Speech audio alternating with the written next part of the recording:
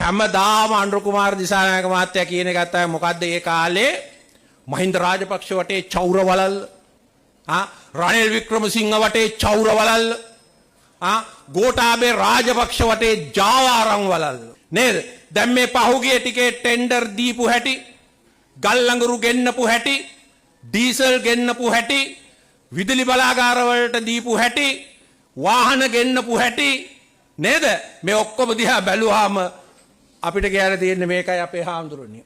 එදා බුදුරජාණන් වහන්සේ කිසා ගෞතමීට අනිත්‍ය පැහැදිලි කරන්න කිව්වා. මැරිච්ච නැති ගෙදරකින් අබෑටයක් අරන් ඉන්න කියලා.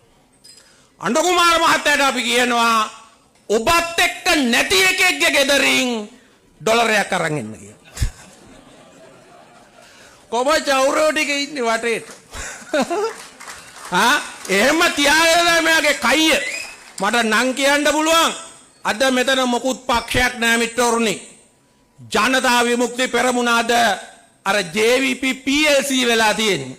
ඕකට ඉස්සරහින් විවිධ සමාගම් වල නම් ටික කියවෙනවා. එච්චරයි.